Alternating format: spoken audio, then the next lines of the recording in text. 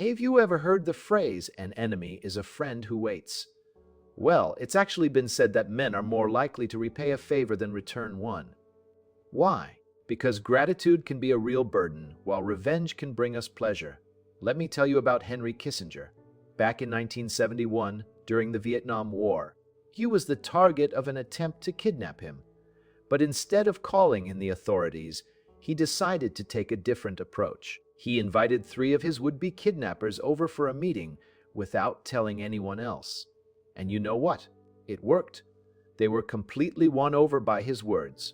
Kissinger told them that if he was elected president, he would have most American soldiers out of Vietnam by mid-1972. Can you imagine? He charmed them so much that they ended up giving him buttons with his face on them, and one of them even stayed friends with him for years after the meeting. This wasn't just a one-time thing. Kissinger actually made it a policy to work with people who disagreed with him. His colleagues noticed that he got along better with those who were against him than with his own allies. And you know what the great Abraham Lincoln said? That when you make an enemy into a friend, you're essentially destroying them. It's all about perspective. When we choose to bury the hatchet and work together, even with people who used to be on our side, that can be a really powerful move. In fact, it's law number 2 of 48 Laws of Power, which says, never put too much trust in friends.